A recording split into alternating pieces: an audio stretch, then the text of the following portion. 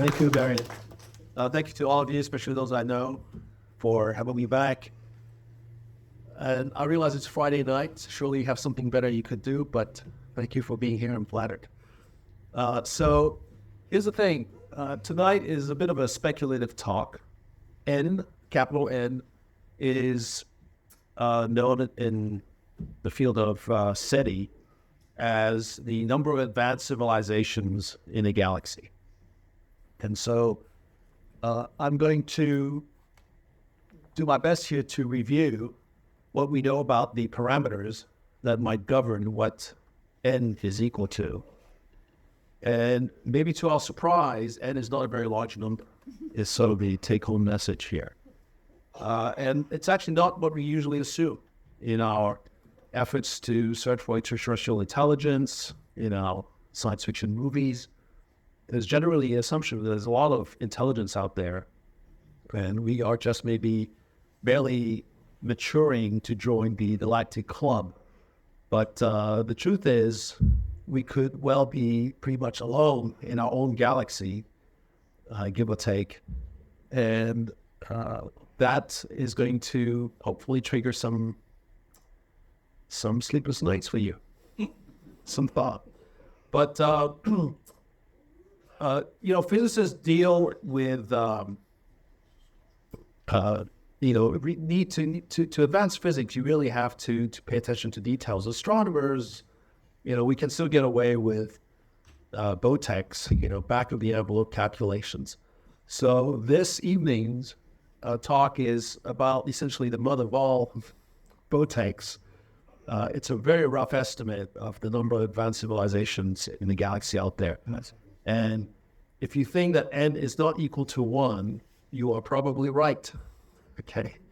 But I just think that it's the most likely value, like I said, give or take.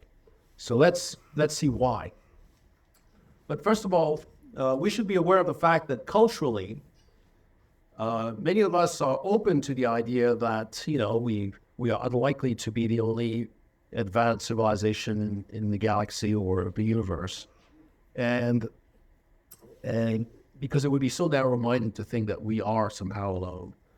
And culturally, all our science fiction generally assumes that there's a lot of intelligent life out there. Star Trek, there are places where ambassadors from different planets meet and hang out. Star Wars, there are bars where you can hang out with other species, intelligent species from our own galaxy or their own galaxy, a long time ago, far, far away. But basically, these galaxies that they live in are teeming with not just life, but advanced civilizations, space-faring societies. And is this really a true vision, a realistic vision of our own galaxy? Are we missing out on something, or is there just really nothing, for the most part, in our galaxy? So there's a tool that we use in astronomy called the Drake equation. I don't know if you hear me well, but it's waste of mic. The Drake equation. And the Drake equation tells you that the number of advanced civilizations, it's actually more a formula than an equation per se, but it's a mathematical formula. And the number N of advanced civilizations in our galaxy is a number that you could actually know if you knew the values of each one of these 7 terms of the Drake equation. The Drake equation is mathematically very simple. There are 7 variables. You multiply them together, and if you knew the number for corresponding to each variable, you would get the specific answer for N. So what are these parameters? Well, N is given by the rate of star formation in your galaxy. How often do stars form? And this is actually a hidden way of expressing the size of your galaxy. If you have a big galaxy, then lots of stars form per year. If you have a tiny little galaxy, then very few stars form per year. And that in turn will, of course, raise or lower the number N. Times the fraction of stars that have planets. Now, of course, we've been finding more and more planets around nearby stars. From the stars that Kepler, the spacecraft, has been monitoring to look for exoplanets, for example. But what is exactly this fraction of stars that have planets? Do all stars have planets, or only a subset of stars have planets? Times the number within a planetary system of planets that are environmentally suitable for life. Now, we have a very chauvinistic view of that. What we mean by that is an environment that is protected from radiation and has liquid water available for long periods of time. By long, mean geological timescales. Sure, what if life didn't care about radiation? Sure, what if life didn't need liquid water? But that is actually quite speculative. Liquid water, for one thing, water is really a universal solvent. It has very unique properties. Water is very common in the universe. Anything that you would invoke as a sort of a substitute solvent would essentially be something that's rarer in the universe. And so water is not like something that represents a bias necessarily in our search for life. It's more like recognizing that this is something that is pretty basic and very useful to neutralize chemistry, but to also enable it. And so there you have it. Water is considered to be a key ingredient for environments that are suitable for life. Times the fraction of those planets on which you have environments that are suitable for life, where life actually emerges. That's F sub L. Times the fraction of those planets where life emerges, where this life actually becomes intelligent. And by intelligent, we don't mean space-faring yet. We mean, and this is a bit arbitrary there, but you'll see that it all washes out in the end. We have to define what intelligent is, but I'll make the case that you could take it to represent, for example, humans, Homo erectus, for example, about 1 million years ago, which were our ancestors. That could be the definition of intelligence, but you could choose something earlier if you wanted to. It just would mean that you would have more time then to become an intelligent civilization after that. But the fraction of planets with life where life actually becomes intelligent is F sub I, times the fraction of planets where there is intelligent life, where this intelligent life becomes an advanced civilization. That's F sub C. Now, that is defined by an intelligent society that is capable of interstellar communication. It doesn't mean that it necessarily engages in it, but it's capable of it, okay?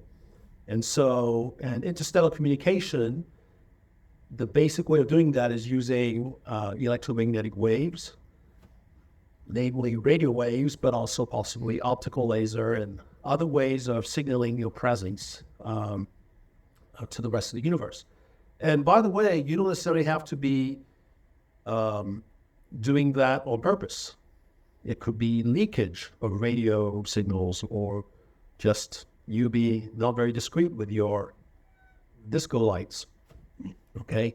You could essentially be radiating your presence into the universe. You could be considered a civilization in the sense that you are capable of interstellar communication if you wanted to. Then finally, times the average longevity of a civilization, F sub L. You can see that if civilizations were very short-lived, well then that would reflect poorly on the number N. Whereas if civilizations, once they appeared, were extremely long-lived, then you can see how that would pump up the number N as well. Okay. Anyway, obviously we do not know the exact value of each one of these terms. And so this is where there's going to be some speculation. And what I'm going to do tonight is a quantification of these terms by applying as few assumptions as possible. And I think that is sort of the novelty of this talk. We are going to be using the Earth as the one reference and one data point when that's the only data point we have. We'll use other data beyond the Earth if it applies, but we're not going to make up stuff. We're not going to make up stuff. And so this is, and then we'll see where it falls. Okay, that's sort of the idea here. Now, I should also say that the terms F sub P, F sub L, F sub I, and F sub C, these F's terms, are numbers between 0 and 1 because they are fractions. In other words, an F term that equals to 0 means that, 0% of these planets have life or have intelligent life from them. Whereas F equals 1 means 100%. Okay, so the F number is at best 1. In other words, in the best case scenario, all a F number can do for you is to multiply whatever the other numbers are doing by 1. On the other hand, if any one of these F terms is close to 0, then that is going to catastrophically bring down the number n. If you remember from your math in school, multiply anything by 0, okay, short of infinity, you are going to end up with something close to 0. Okay, so hopefully none of these F terms is close to 0, and then these other terms are numbers that are whatever they are. So we'll go over that. All right. So what do people usually apply to these numbers? Well, the maximum estimate is you apply the maximum rate of star formation that our galaxy has ever had, 50 stars per year at the beginning of the galaxy's life. If all the F terms are maxed out at 1, we're saying that n sub e is equals to 1. That means that every planetary system has at least one environment that is suitable for life. And F sub L equals 1 means that life automatically appears, and it becomes intelligent, and it eventually becomes a civilization. And the longevity of each civilization is 2 million years. So a number that people tend to just adopt. And that gives you n equals 100 million. 100 million civilizations. Okay? Not planets with life, civilizations in our galaxy. And that would mean that the nearest one is less than 10 light years away. Just for reference, our galaxy is this gigantic swarm of stars to which the sun belongs. We have in our galaxy about 100 to 400 billion stars, depending on who you talk to. And yeah, that's, the galaxy is 100,000 light years across, but, it's still a very local environment. All the stars that you see in the night sky with the naked eye are stars from our own galaxy. All right, but still, with 100,000 light years of span, even with 100 million intelligent civilizations, that puts the nearest one only on average at about a little less than 10 light years away from us. Now, a more common set of estimates says that the rate of star formation is what it is currently, which is about, and has been since the galaxy has sort of settled in its sort of a cruise mode, is about 20 stars per year. And if you are optimistic with the longevity of a civilization to the point of saying, okay, as soon as you have a civilization, it can survive for 50,000 years, then you get 1 million advanced civilizations in our galaxy, and nearest one is less than 1,000 light years away. That's the usual assumption in SETI searches. Okay, Frank Drake was more or less believing that or hoping that this would be the case to guide our search. And then tonight we'll see where we'll land with all of these estimates. So overarching all this, there's something known as the Fermi paradox, named after Enrico Fermi, who won the Nobel Prize in Physics in 1938 for a work unrelated to SETI, but on the neutrino. But Fermi said something to the effect, well, if this number n of advanced civilizations in our galaxy is a large number, where are they? Where's everybody? And so the usual set of explanations have the same sort of underlying assumption, which is that n is actually a large number. It's just that for whatever reason, we don't see them. And therein lies the paradox. And so here are a number of explanations for the Fermi paradox. And of course, I have some interpretations lined up as well. The advanced civilizations find communications and travel too difficult. So basically, that it's not worth pursuing. They don't bother. That's why, even though there are lots of them out there, we don't hear from them because they're not pursuing this. They are too alien. So they are actually communicating, they are waving at us, but we don't recognize their presence. We don't recognize the signal. It's lost in translation. They are too advanced or busy. We mean nothing to them. They have other fish to fry. Okay. They are not radio loud for long. This is an interesting idea, which is that societies, as they evolve and become intelligent and advanced civilizations, might not necessarily use radio waves for a very long time. They might use radio waves for a while, then eventually they switch to something else. So, they've all switched to cable, is the sort of idea here. And therefore, we don't see them in radio surveys. They are avoiding us. They are breeding us. They are protecting us. They are studying us. They are training us. This all puts them in some sort of a supervisory role, and we're basically not worthy yet to be put in contact with them. They can't agree on what to do. Here I suggest that they might have a Congress as well. They are here, but they are unseen, which is, of course, a very popular theory in science fiction.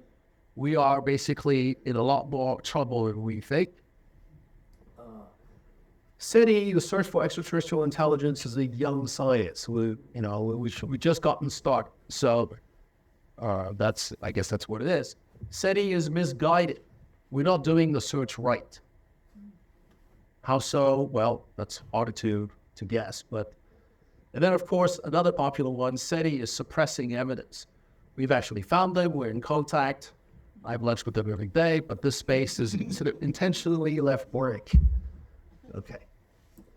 So therein lies a paradox if there are indeed a lot of advanced civilizations in our galaxy. So what are the real values for these terms? Okay, so R sub star is a rate of star formation in our galaxy. This is something we actually know quite well now. We've studied the galaxy. We have infrared telescopes, Hubble Space Telescope, studies from the Earth. We have recognized star-forming regions, these nurseries for stars, and we have a pretty good handle on how many stars are forming in our galaxy today. And the number is roughly 20. Okay? I mean, there's a range anywhere from 1 to 40, depending on how well you think and how representative the patch of sky you're looking at is of the rest of the galaxy. There's also more star formation going on near the center than on the outskirts. But be that as it may, this is where the back of the envelope calculation issue comes in. We are within a factor of 2 to 10 here, or 2 to 20, in terms of our knowledge of R sub star, which isn't bad. So what fraction of stars have planets? This, you should know, all along with SETI has been assumed to be 1. All stars pretty much have planets. The fact that Kepler has been finding exoplanets around pretty much most nearby stars is not a surprise. It's something that we were hoping would be true, we're expecting, and sure enough, that's the case. But it hasn't really revolutionized our chances of finding an intelligent society out there, in the sense that it's what had been assumed all along.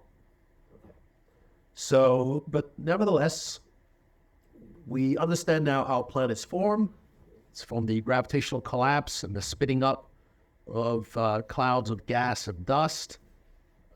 The usually a second-generation star that forms in the center of the system, and then the condensates all around accrete, clump up, accrete, and then eventually form planetoids, planetesimals that collide with one another, and planets eventually grow, and that's how you end up with a planetary system.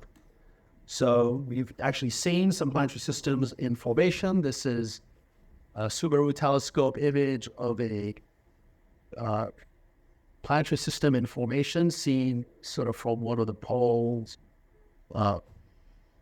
on. And you can see that there's that's roughly the size of Neptune's orbit. So these are pretty far out accretionary events that are taking place around this star system. So we have a pretty good handle on how planets form, why this would be a common process in our galaxy. And so, and of course, this was all confirmed by Kepler, looked out to about 3,000 light years down the Orion Spur, which is one of the offshoots of the spiral arm in our galaxy, where it's the sun.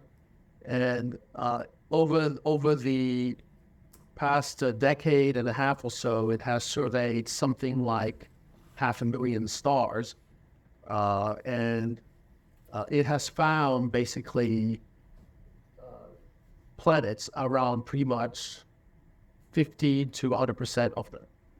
So that is the current estimate of the frequency of exoplanets around other stars, which is anywhere from 50% to 100%.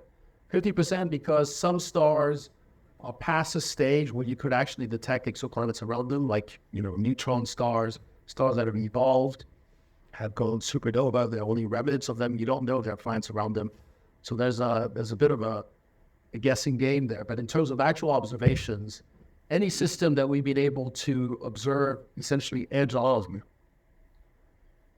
pretty much has been showing large planets crossing the disk of the star. And so the planetary phenomenon is a very common thing in the galaxy. It's currently estimated to be anywhere from 50 to 100%.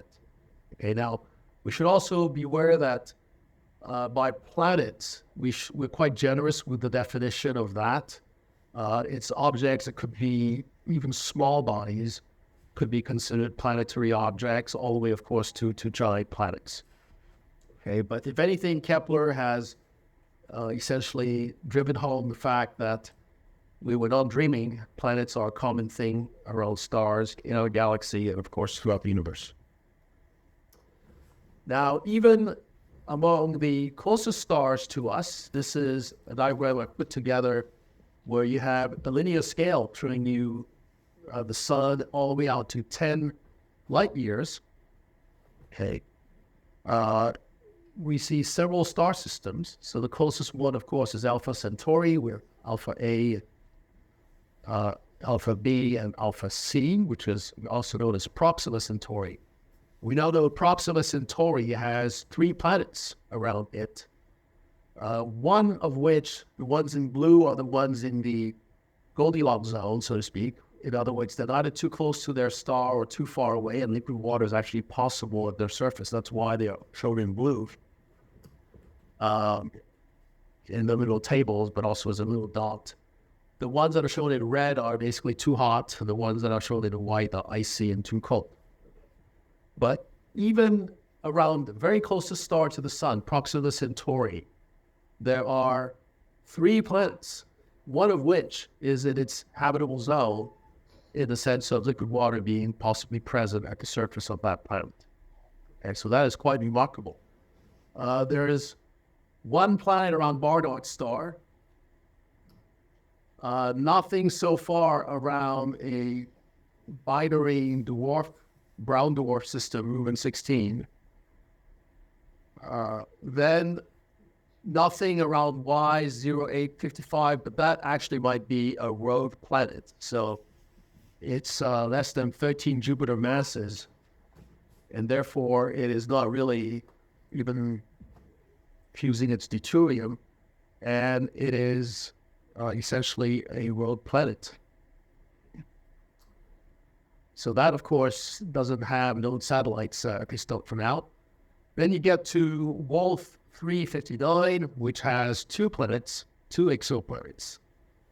And then Lalong 21185 has 3 exoplanets. Sirius is super bright, so we'd be hard pressed to find any planets around Sirius, but none are known. And then you get to Luiten 7268, which has no exoplanets. And then Ross 154, which has no exoplanets, no. Anyway, still, exoplanets are common, and, we know quite a few of them. I always like to squeeze in the anecdote here that just to get a better sense of these distances, okay, even to the nearest star, if the sun was the size of a grapefruit and you put it like in San Francisco right at the beginning of the Golden Gate Bridge, Pluto would be a tiny little pinhead at the first pillar. The nearest star, which is Proxima Centauri, would be about the size of an apricot. It's much smaller than the sun, in Chicago at that scale. Anyway, just to give you a sense of what 4.5 light years is to scale. So,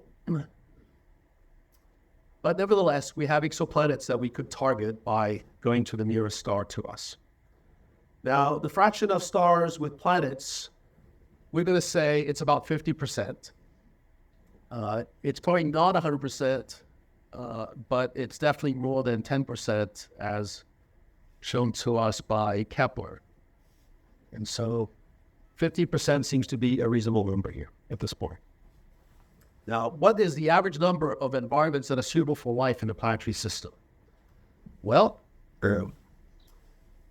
if you're reliant on the conditions to be suitable for life on your proximity to your star, then obviously around dim stars like red dwarfs, little brown dwarfs, you'd want to be very close in. And then, of course, if you're talking about stars of the sun's class or larger, you would want to be farther out, or at least at outgoing distances to these stars.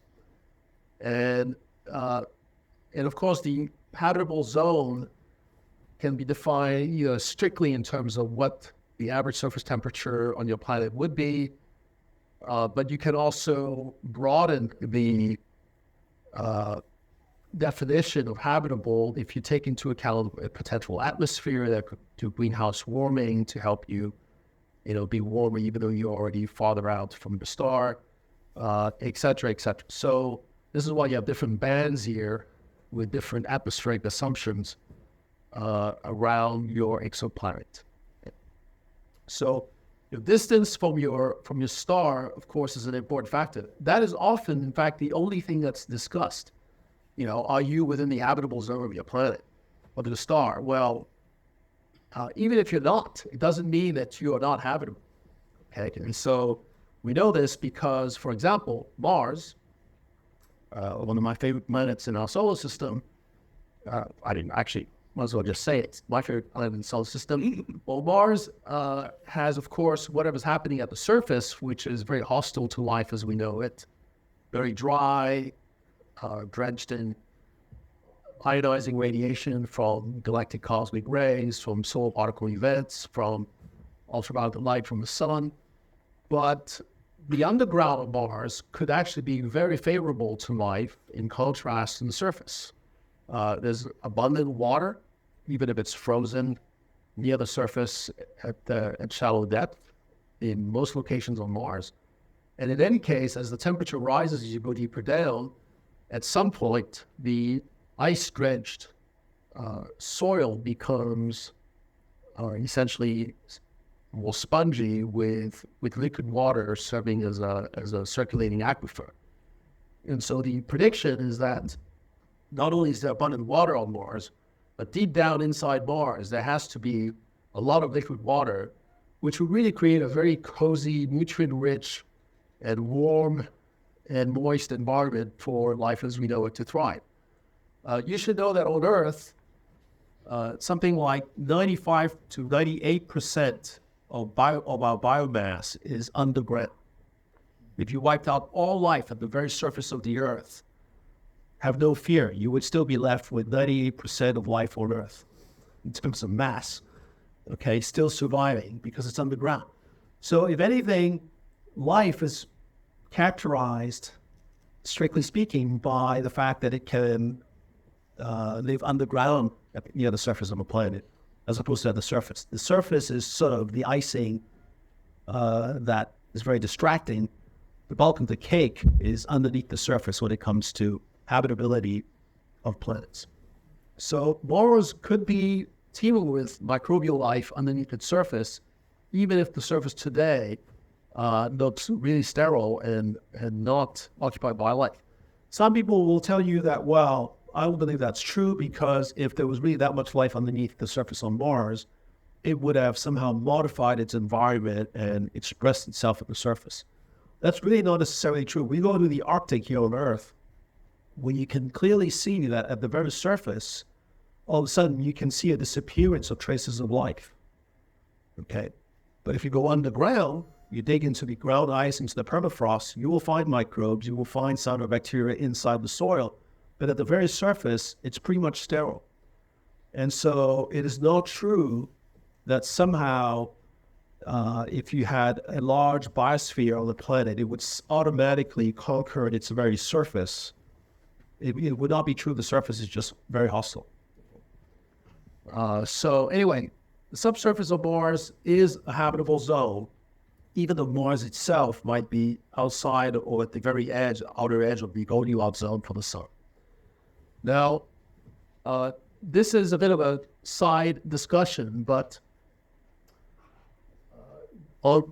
what's front and center here is the tree of life on Earth. It's essentially our broader family tree. And you can think of it as sort of a DNA tree in the sense that all life on Earth plots onto this tree. And the closer you are to another branch of a tree, the more DNA you share in common with those life forms.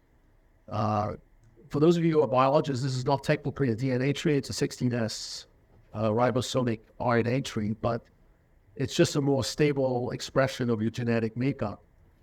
And the interesting news here is that there's no life on Earth that does not fall into this tree.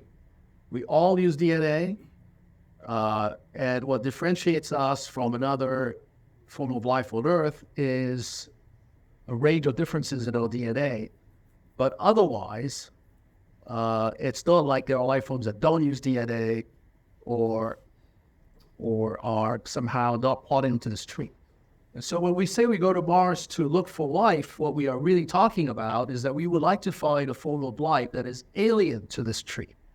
We really, we should use more generously the word alien, because that is more to the point of what we're trying to do on Mars. It's possible that if you went to Mars, that you would just find Earth life. Earth is not an isolated planet. It gets hit by large comets and asteroids, and bits and pieces of the Earth could be flown into space and land on Mars and seed Mars with Earth life. We actually have, as you know, meteorites that have come naturally from Mars. So same thing, Mars gets hit by asteroids and comets, bits and pieces on Mars get flung into space. For some of these, the Earth is in its path, is in their path. They fall to the Earth. They get picked up by scientists. Mars could have seeded the Earth. Life could have started on Mars, seeded the Earth. We could all be descendants of early Martians. So the point here, though, is that just finding life on Mars is not sufficient. You could just be finding a form of life that was exported between two planets. It's not necessarily alien life in the sense of life that came from a separate genesis of life. The assumption, of course, here, the interpretation of our tree of life is that we all came from a common origin, a common root. Even if there might have been a few primordial ancestors, the idea here is that we all spring from a very limited set of early ancestors on Earth. There's nothing that is alien. Well, that's not what I should say. There's nothing, no form of life on Earth departs from this scenario. Whereas what we're really looking for when we say we look for life on Mars, so we would like to find something that does not plot into this tree. That would be the definition of alienness. And so to do that, you have to do genetics on it. You have to demonstrate that genetically it doesn't use DNA, or it uses DNA in a very different form. And to do genetics on a form of life, it has to still be living, or dead for really not a very long time, a few months at most. So this is why I often share with my colleagues who don't want to hear this necessarily, that as much as I admire, curiosity and perseverance doing their beautiful road trips on Mars, it's a complete waste of time when it comes to addressing the question of alien life and the possibility of alien life on other planets, because we're not getting to the bottom question, which is, if we found something, would we be sure that it's alien? I mean, I often explain that if Perseverance was driving through, passing by a rock cliff, like a road cut, and some giant bones were sticking out, and clearly had a fossil, a mega fossil, okay? Well, sure, you publish it, you'd write something up, from Nature, of Science, but you wouldn't be sure that you've actually found alien life, because you could not. Just because it's weirdly shaped, the morphology doesn't tell you that it's alien. When you look at life on Earth, there's so many weird creatures. We are all related. So morphology is not a sufficient diagnostic for alienness. You have to do genetics. Now, there are a few other things that you could get by with, if outside of genetics. For example, all life on Earth, all of us here on this tree, you, me, my dogs, squirrels outside, we all use the same set of 22 amino acids to make up our proteins. Proteins are, what make up your muscles, your flesh, your organs. They are made up of amino acids. And the amino acids that Earth life uses are the same 23. In fact, it's mostly 20 amino acids. And some forms of life on Earth use 22. But it's exactly the same set. And not only that, but it's a left-handed version of the amino acids that I use. Amino acids are molecules that can come in two forms that are mirror images of each other. All life on Earth, everything there in this tree, uses the same set of 22 amino acids in their left-handed version. Okay, you feed right-handed amino acids to life on Earth, it doesn't use it. It ignores it pretty much. And so amino acids would be another way of making sure that what you found on Mars is actually alien.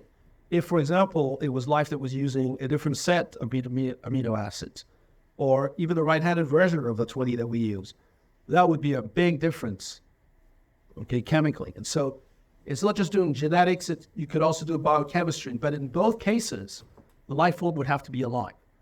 And so therefore, you have to go to a place on Mars where you have a chance of finding it alive, which is underground. And as long as we delay the exploration of Mars' underground, we're going to delay this question that is burning, which is there alien life on Mars? Okay. So I hope to see Mars cave exploration. This is a painting I did of astronauts essentially going down a cable into one of these pits on the flanks of some of the giant volcanoes of Mars. These are lava tube skylights. They're gigantic, several hundred meters across, and some of them are deeper even than they are wide.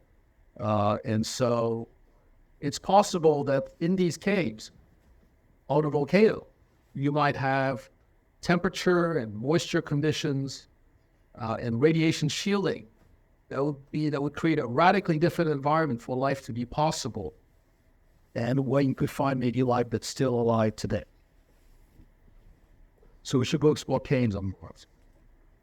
Now, going out to other planets, Jupiter has been speculated as a place where you might have life in the mid to upper layers of its atmosphere, where the temperatures are not too high. Oh, thank you, Austin.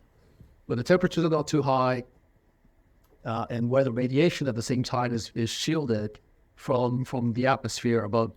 Okay, and so Edwin Salpeter and Carl Sagan actually speculated that there might be floaters, which you can see there in this picture. They look like jellyfish, floaters and flyers floating around the atmosphere of Jupiter at sort of mid-altitude, not too deep where it's too hot and the pressure's too high, not too high where the radiation is going to zap you, but in a Goldilocks layer, so to speak, in the atmosphere of Jupiter. The point about all this is to say that this notion of a Goldilocks zone, defined strictly from the standpoint of your astrocentric distance, is insufficient. You have to really consider the fact that liquid water and radiation shielded environments could exist in places that are far outside of this Goldilocks zone that's defined strictly astrocentrically. All right. So Europa might have an ocean underneath this icy crust about 15 to 25 kilometers in thickness. We think that there's an ocean 60 to 150 kilometers deep. Please ponder this. I mean, the Mariana Trench on Earth, the deepest part of our oceans, is about 11 kilometers deep. The ocean of Europa, we think, is anywhere from 60 to 150 kilometers deep. Okay, and as you're talking about, that's inhabits. But hey. So I actually did this painting where you see a little Starship rocket landed on Europa, which is a bad idea to begin with, but there's a giant creature lurking underneath the ice. Enceladus is another icy satellite, not of Jupiter though, but of Saturn, where we also have a situation with an icy crust that's global, 30 to 40 kilometers thick, and then beneath that, a 10-kilometer deep ocean, which is a bit like the oceans of the Earth now in depth, but it's sort of a little puddle if you consider the thickness of the ice above it. Okay. But there too, you could have a habitable zone in this on this moon. And then Titan, of course, has a 2-bar atmosphere. Actually, 1.4 bar atmosphere. So, I mean, a moon of Saturn that has an atmosphere that's thicker than the Earth's, it's quite incredible. It's super cold, of course. Temperatures there are of order, minus 180 to 200 degrees Celsius. So, super cold.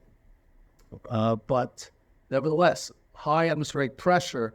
And in fact, I'm working with some spacesuit engineers and a student on a concept for a spacesuit for Titan, where if you think about it, you don't need to be pressurized because there's enough pressure around you. So all you need to do is be protected from the toxic gases in the atmosphere. So the spacesuit looks more like a level A chemical suit, that you might wear for decontamination rather than an actual spacesuit. Anyway, so neither here nor there. But that's just to say that here too, you could have an environment that's suitable for life. What makes up rocks here in the surface view of Titan is H2O ice. It's so cold there that water ice acts essentially as the main geological rock forming the crust of Titan. If you go deep down enough, you also are, should be expecting to get to liquid water.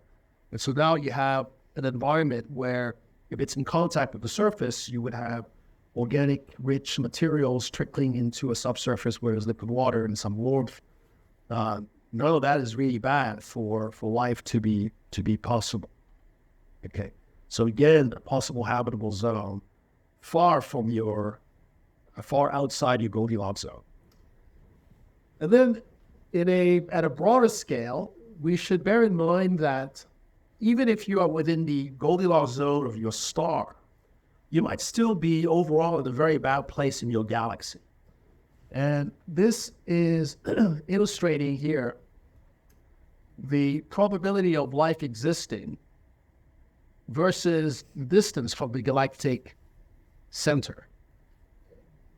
And we here on Earth are at a distance of about 8 kiloparsecs from the galactic center, which means that gamma ray bursts, which are happening all the time with stars aging and, they go supernova, they blow out gamma rays in all directions. Gamma ray bursts are very frequent in the center of the galaxy because of the density of stars there. And so gamma ray bursts are really nasty, and they can wipe out all life, especially the more powerful ones, at the surface of a planet if you're exposed to them. The Earth is believed to be far enough outside of the center of our galaxy to not experience frequent gamma ray bursts, at least not nearby. And so we are considered to have a probability of hosting life at our surface of about 50% or so, according to this estimate. Okay. Obviously, the farther out you are, the better off you would be in terms of exposure to gamma ray bursts. These are very high energy radiation flows, essentially, of fluxes, resulting from mostly the exposure of large stars, large powerful stars. And of course, we have a lot of that going on, and frequently at short distances when you're close to the center of your galaxy. So there's this notion here too, is that it's not just how far you are from your star that will determine your likelihood of having life. Even if you were very close, even if you were, in the dead center of the habitable zone of your star, and you have liquid water at your surface, you could be in a terrible placing in your galaxy if you're too close to the center of the galaxy. If there are places where the chances of having life drop down to 5 or 10 to 20% because you're so close to the galactic center. So what is the number then of the environments that are suitable for life in the planetary system? Well, it's a number between 1% and maybe 10. In our solar system, it could be 10 because it's not just the Earth, but there's also the subsurface of the Earth. That's essentially a different environment. There's Mars' subsurface. The oceans of Europa and Enceladus. There's Jupiter's atmosphere, maybe Saturn's. You do the math, there's also now believed to be a little ocean underneath the crust of Ceres, which is the dwarf planet, or small planet. You can easily get to above 10 places in the solar system where conditions could be suitable for life as we know it.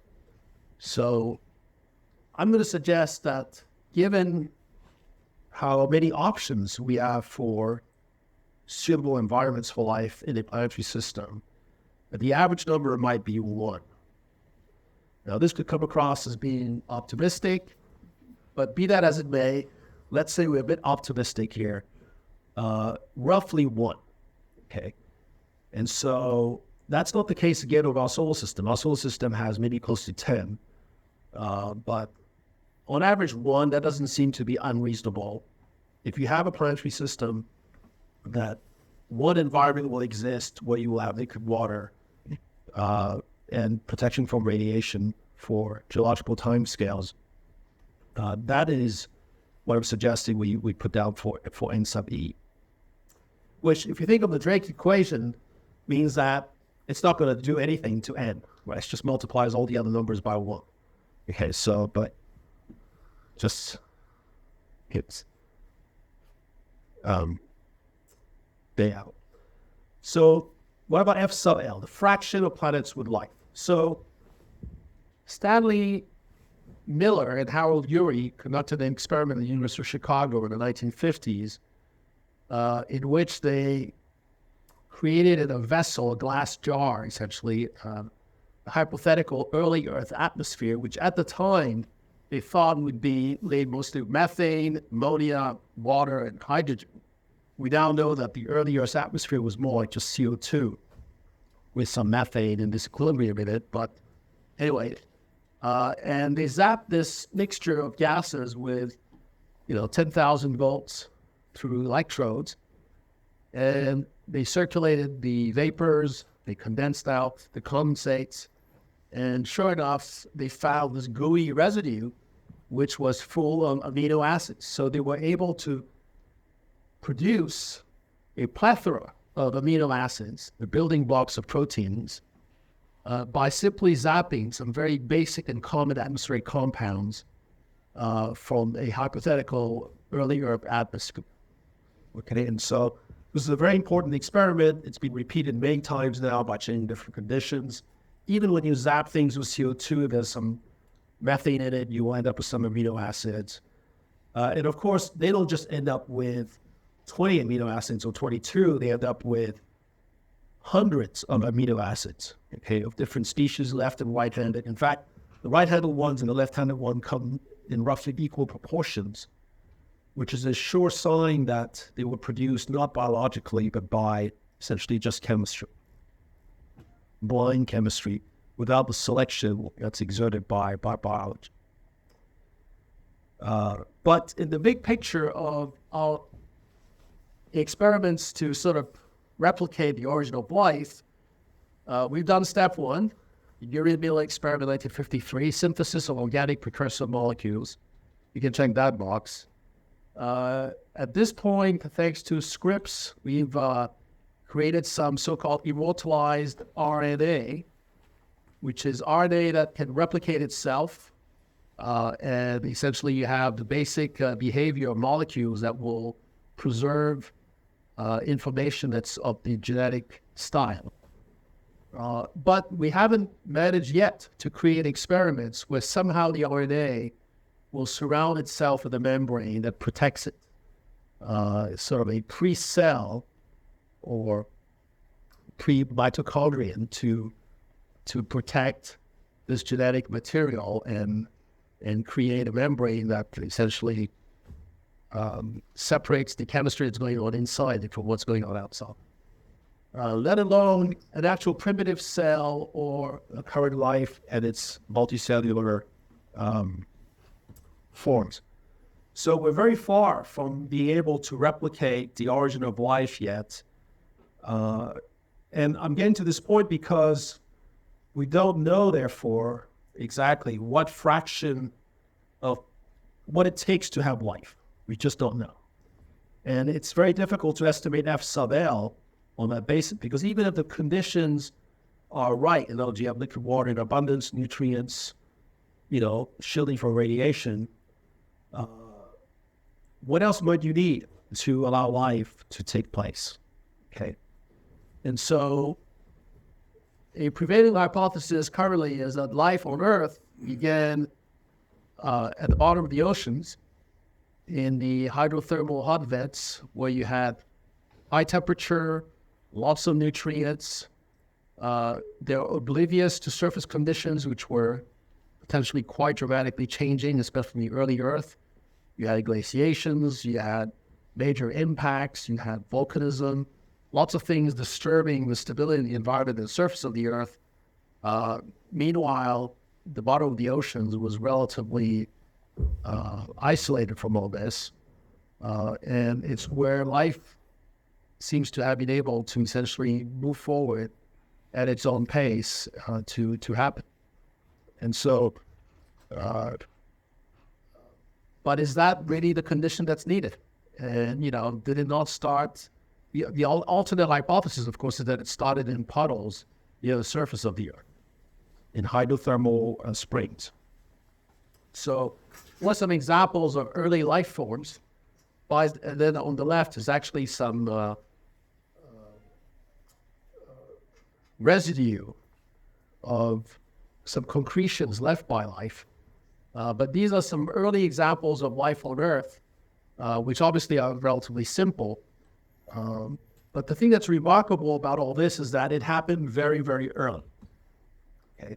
As soon as conditions allow liquid water to be stable at the surface of the Earth and for sedimentary rocks to start accumulating, we have signs of life in these sediments.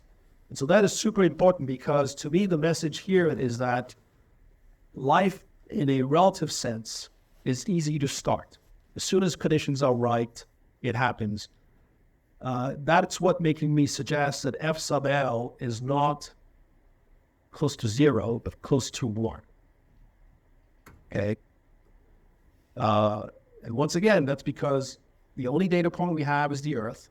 You can speculate all you want about what it might be on other planets, but if you just look at the data we have, on Earth, conditions were right and life appeared very early. Well, that to me means that it's relatively automatic. Now, something that's worth pointing out in this set of slides here is that this thing on the far right, I mean, this shows not only signs of early life, but some really interesting adaptations and evolutionary pathways for life. What you have here on the far right is a bacterium known as Deinococcus radiodurans. So Deinococcus means that, it's just a microscopic bug. But radiodurans means that it endures radiation.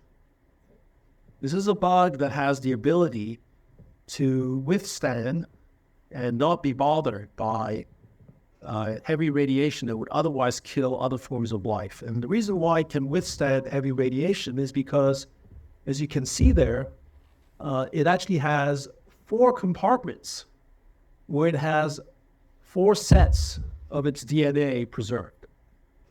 So if one gets damaged by a radiation particle that zaps it, the 3 other untouched, unscathed DNAs chime in to make sure that it's repaired properly. So you have a very resilient solution here to radiation exposure, which is your ability to essentially correct alterations to your DNA by the fact that you're archiving 3 other copies of what the DNA should look like. Right? It's a remarkable adaptation. We don't know why it has that. It's actually unique. It's a bug that is otherwise not particularly good at surviving in space. It doesn't like 0 pressure. It is not very tolerant of high or low temperatures.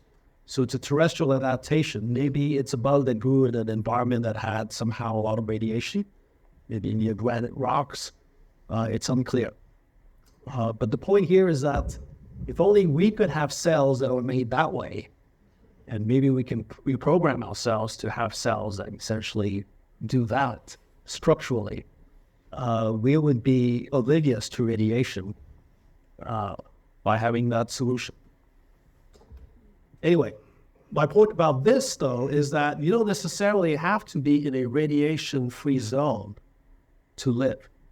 Okay, so this essentially counters the importance of the gamma ray burst and galactic center proximity concern. And it also counters the concern that you might be too close to your star and be zapped by radiation from it, or simply needing to be buried as opposed to just sitting at the surface, because that's the kind of adaptation that could actually make you oblivious to radiation.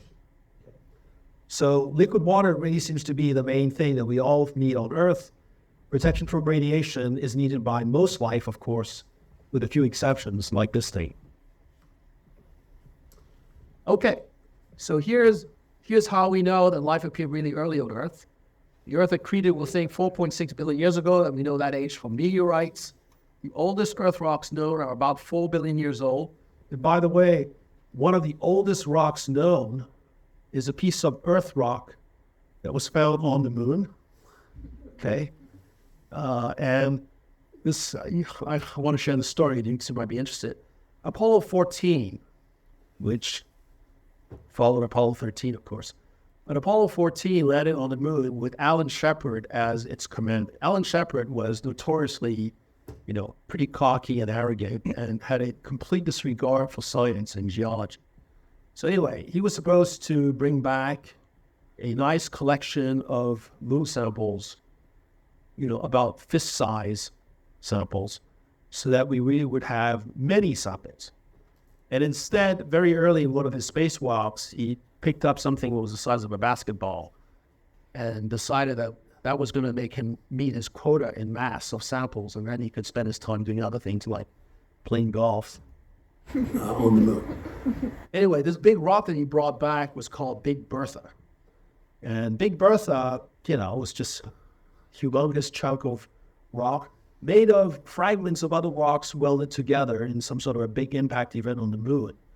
But it sat basically, as something that was pretty difficult to analyze and, not as useful as if you had a wide array of samples from the Apollo 14 mission. But it turns out that in 2019, just before COVID, one of the fragments that are inside Big Bertha is actually a piece of Earth that is about 4 billion years old. And it's one of the best preserved, freshest fragments of Earth, which first of all demonstrates that Earth rocks can leave the Earth. And because it's a piece of granite, there's no granite whatsoever on the moon. It's impossible. Plus, it matches granites on Earth chemically, so we know it's from the Earth. But it just illustrates this thing that we were saying earlier, which is that planets are isolated and, life could have started one and be shared with another. So my point here is that one of the oldest rocks was 4 billion years old. And essentially, we are seeing chemical or contextual signatures of life. Burrows that are left by early microbial colonies, mat layers left by algal mats, things that are essentially hydrothermal concretions left by, at least today, by modern life, microbial life. But we see that also already in the early sediments, earliest rocks that are preserved from the Earth. And so, because life appeared so early on Earth, of course, you could argue, well, it was flown in from deep space somewhere else. That's called a panspermia idea. And so that, of course, is a real wrench in all these considerations. But if life appeared on Earth and started from scratch, well, then from scratch to life, not a long time. There wasn't a long time, and therefore, life seems to have been relatively easy to get going on the early Earth, right? So within the first tenth of the life of our star, life appeared on Earth. So this is why I'm suggesting that between the options of 0 all the way to 1 for F sub L, because life appeared early on Earth, it was relatively easy. And let's say that F sub L is about 50%. What I'm saying here is that you can't really say that it's automatically going to appear, but it has a good chance of appearing and appear very early. 50-50 is the current rough estimate. And by the way, this means that microbial life might be pretty common across the galaxy and in the universe, if that's the case. I wouldn't be surprised if we found microbial life on Mars, in the oceans of Jupiter and Europa, in the oceans of Europa and Enceladus. I just wouldn't be surprised because of this. Life on Earth appeared so early in microbial form. But what about intelligent life, F sub I? Well, you can define intelligence at the stage of the dinosaurs. You can find intelligence if you want. It doesn't make a big difference in the final math. But whatever you decide to call intelligence, obviously it should be something that is representative of some sort of milestone in the evolution of life on Earth. And so I'd like to suggest that we should define the emergence of Homo erectus as being the emergence of intelligence, because Homo erectus is the first animal or species to really use technology that was able to mature from one generation to the next, to modify its environment and improve their conditions of life. So we're not talking about the beaver who builds the same dam, for eons before it changes design a little bit all the birds that build nests that are the same from one generation to the next. We're talking about something that can evolve from father to son to grandson or granddaughter. Okay, you get my drift? And really represents a technological, in other words, a fabricated modification of its environment. So Homo erectus was the first to master stone cutting, really, the recognizable way, but also the use of fire. They could start a fire and keep a fire going and kill a fire. So they had really mastered that, which is quite a feat when you think about it. I mean, I think my dog is smart, but I wouldn't trust my dog with a lighter. You have to be intelligent. So Homo erectus is definitely intelligent. So we have a picture of him or her here, reconstructed. And Homo erectus emerged on Earth roughly 1 million years ago in East Africa. Now this is Mr. and Mrs. Homo erectus. They are apparently preparing dinner, but apparently somebody showed up. We don't know who that is. Maybe the tax collector or something. But basically, they are using their tools in a versatile way to cut meat, but also to protect themselves against intruders. All right. Now, Homo erectus took a long, long time to appear. Okay. 1 billion years after life appeared, that's 3 billion years ago, nothing like that. We're still with life only in the oceans. Another 1 billion years later, we still don't have multicellular organisms, if you can believe that. So by 2 billion years ago, still have no multicellular organisms. They really started showing up only about 1 billion years ago. Eukaryotes are organisms that have a nucleus in their cells. So even that primitive organism didn't show up until 1.5 billion years ago. And of course, 500 million years ago, it says 500 up there, that's when you had the Cambrian explosion where life really exploded in diversity. And the rest is sort of history. But you can see how late that happened in the history of life on Earth. And as far as Homo erectus is concerned, it happened at the very tail end of all this, about 1 million years ago. So our star has a lifespan of about 10 billion years. It's now roughly 4.5 billion years old, so it's halfway through its life, roughly. It's only halfway through the life of our star that life on Earth became intelligent, even though it appeared a tenth of the sun's life, a tenth of the time into the sun's life ago. So this tells me that F sub I is probably a small number.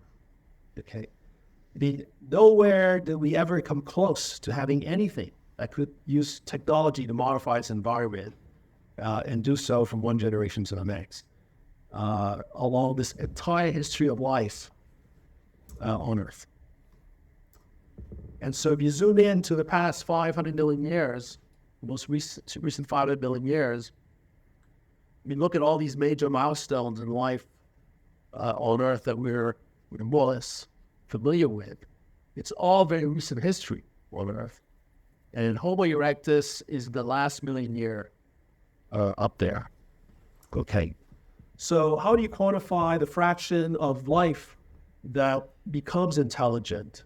Well, obviously, it's a number still between 1 and 0. But the way I ballpark it is I look at how long it occupied the Earth's history, which is 1 million years over the age of the Earth. And that's about 2 10,000ths of the history of the Earth. And therefore, F sub I is roughly 2 10,000. I mean, this is typical astronomy BOTEC. Okay. Back of the little calculation. But intelligent life appeared late on Earth and serendipitously. Yes, serendipitously, but that's the other thing. Of course, dinosaurs ruled the Earth until, the Chicxulub impact happened 66 million years ago. And that, of course, not only wiped out the dinosaurs and, more importantly, the environment that supported them, but it opened the way for mammals, which were mostly burrowing rodents at first. It opened the way for mammals to evolve. And 66 million years later, not immediately, by the way, something that we're calling intelligence here emerged. So it was serendipitous on top of that. It's not like life was somehow trending towards intelligence appearing. It seems to have been really happenstance. And we really departed from the normal behavior of life in its interaction with nature only about 1 million years ago. So that's F sub I is the killer. It's the number that is small enough that it's bringing down the whole thing. That is why ultimately N might be 1. It's because of this guy. You can see that already. It's not 0, but it's close to 0. It's a small number. Okay. Now, once you have intelligent life, is it going to become an advanced civilization? Well, that happened on Earth very quickly. Like, obviously, in the past 1 million years, we went from microbes eking a pitiful life in the Earth's oceans 4.5 billion years ago to something we call intelligent in 4 billion years. And then in 1 billion year, we went from something being intelligent to becoming a civilization. That means that it's pretty automatic. Once you become an advanced civilized, an intelligent being, if the conditions are right, you can become an advanced civilization. It can be very rapid. So F sub C is defined as an intelligent society reaching the point where it is capable of interstellar communications. And at that point, it becomes an advanced civilization. So I will argue that that happened to us in 1865 when James Clerk Maxwell came up with the 4 equations that describe how radio waves and light waves behave as electromagnetic waves. He understood finally that radio waves or light waves are the result of the interaction between a varying magnetic field and a varying electric field. Okay, that's what I call electromagnetic waves. And this intricate behavior between these two types of these two forces is captured in his 4 Maxwell's equations.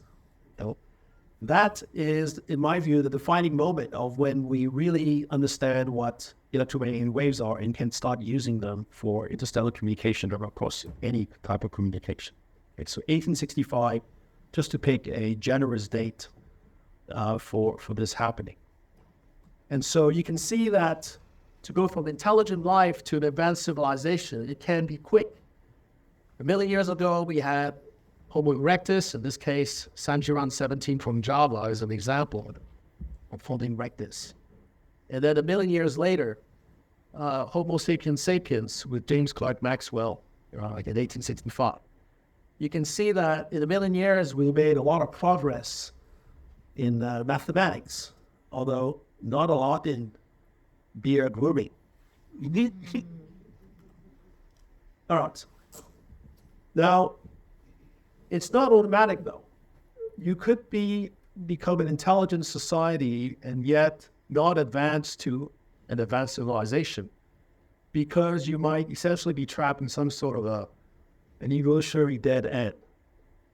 If, for example, you're very intelligent, but then you're really living without the means to manipulate your world around you and in an ocean world where electromagnetic waves are not can really be transmitted, well, you're in some sense doomed to not becoming an intelligent society that is capable of interstellar communication. You could become an intelligent society that's brilliant, but, not one that is capable of interstellar communication. You could also imagine being in a world where there's a very thick, hazy atmosphere all the time, and you just have no knowledge of astronomy, really. Or so you're in the jungle world as well, where you have a tree canopy that's blocking, your view of the skies, sort of on a global scale. You could also imagine being an intelligent society in a planet with a very high gravity. And some of these super Earths are interesting because they are massive enough that the rocket equation no longer allows you to launch a rocket with noble chemicals that we use in chemical propulsion. So I'm seeing a sign here that I need to wrap up. Anyway, rockets, you could be on a planet just too massive for you to access space. And then now you don't have, Hubble Space Telescopes and James Webb telescopes to show you what the universe is like. And so you're sort of trapped as a smart society, but not one that's capable of interstellar communication. You could also be simply in an atmosphere in a world with a very thick atmosphere. Like if you're on a super Earth, gravity might actually build up a thicker atmosphere. And now you have another reason why you can't really get into space, too much atmosphere to go through. So that's sort of a dead end as well. So for this reason, I'm going to suggest that even though intelligent civilizations on Earth appeared immediately after intelligent life, and therefore could be easy, there's a big caveat. There are many dead-end scenarios where intelligent life on many worlds would not become an advanced civilization. So I'm going to say it's 10%.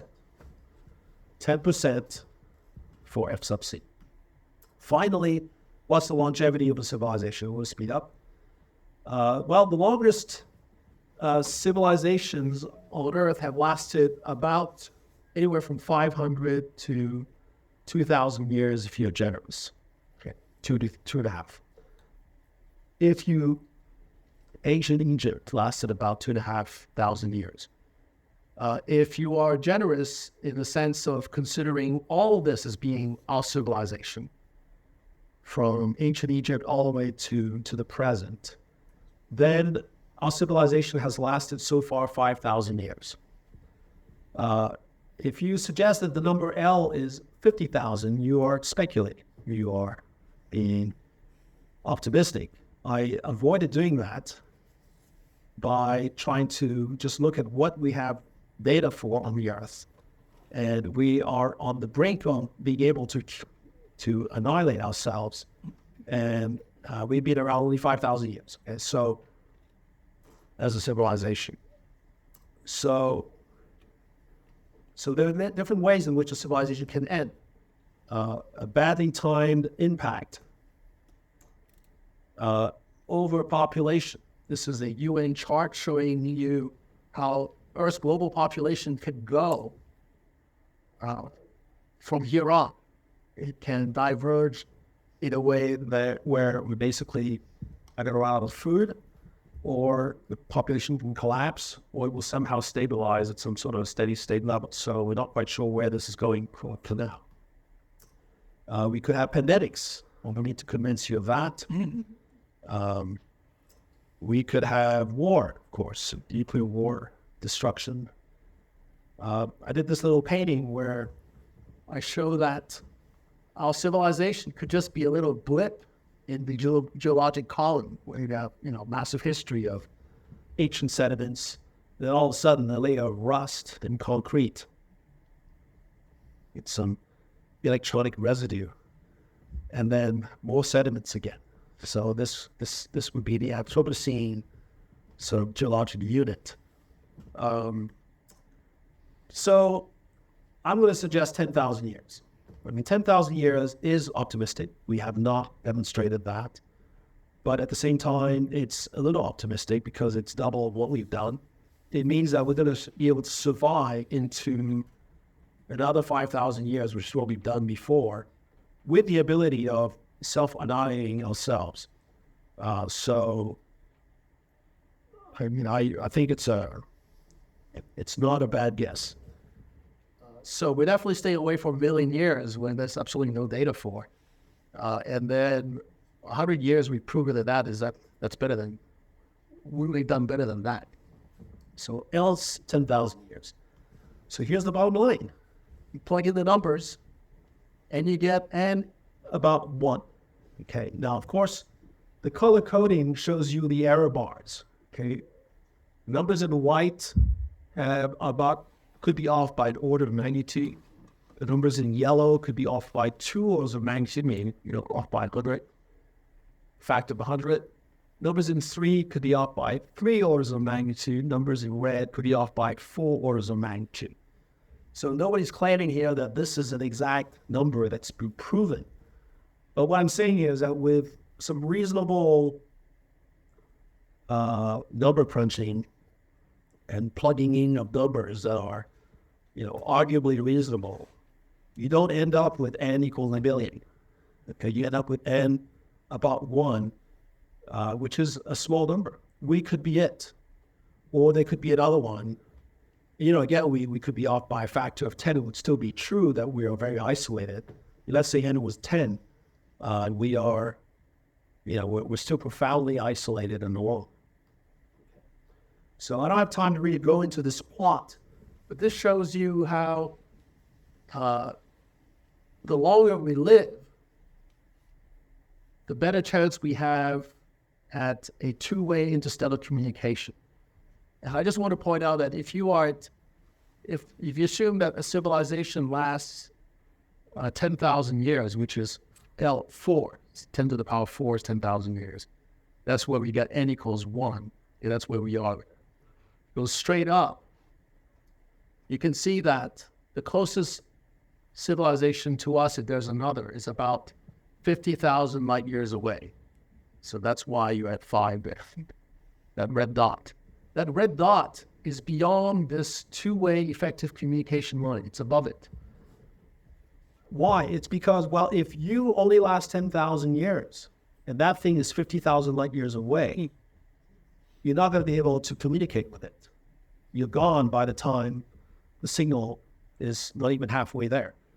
So only if civilizations last long enough do you start lowering the bar of how far you can have two-way communication with a civilization. If we were to last 1 million years, that's 6 there. 10 to the power 6 is 1 million. If you were to last 1 million years, then the number of advanced civilizations in our galaxy, n is no longer 1, but it's 100. With 100 civilizations, the average distance between civilizations is 3,200 light years. At 3,200 light years, if you yourself last 1 billion years, you can have very good, effective two-way communications with them over time. So here's the bottom line. Without, invoking any religious intervention, we're not created, intended necessarily. We're just a product of biological evolution, chemical happenstance. We could still be rare and special, a special outcome of life in the universe. Life itself is probably very common, and microbial life could be in the next planet over. But intelligent societies like us, capable of interstellar communication, we could be really rare. Okay, we should behave responsibly and not expect help or rescue from others. The Milky Way could be teeming with life, but there's very few advanced civilizations. To find other advanced civilizations, we would have better odds if we weren't looking at other stars within our galaxy, but at other galaxies. If you look at the entire galaxy at a time, you're looking at 100 billion stars or more in one frame of view, and your chances of detecting the signal, even though it's of course much fainter because it's farther out, might actually be greater because, if they're really advanced and emitting powerfully, you might actually see them dominating the signal from their galaxy. So the scenarios in which the civilization could be advanced enough that it's just going to radiate, to all corners of the galaxy, of the universe, from its galaxy, and if it's been around for a long time, even more so. So I've built up a histogram of the closest galaxies to us, all the way out to 66 billion light years. And these are all the galaxies that would be aware of the KT impact that wiped out the dinosaurs on Earth if they were looking at the Earth, okay, at this point. So I just stopped arbitrarily at 66 million, but this shows you that we have a lot. In fact, within 1 million light years, there's 54 galaxies that we could be looking at. And this would be, I think, where we should really start focusing our SETI work. So this is sort of my conclusion slide. We don't really know the value of n, but it's more likely small than large. Our galaxy might be teeming with life, just not lots of advanced civilizations. The Fermi paradox, well, there's no paradox, possibly, because if there aren't that many, well, then it's normal that we don't see them.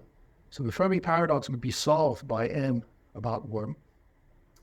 Even if we're alone in the Milky Way, there's over 100 billion galaxies in the known universe, so we're still probably in good company. SETI searches and monitoring should focus on extragalactic sources, specifically the galaxies nearest to us. We should take good care of the Earth and of ourselves. We are special and rare. No one will come rescue us. No galactic club to join. No interstellar bars to hang out in.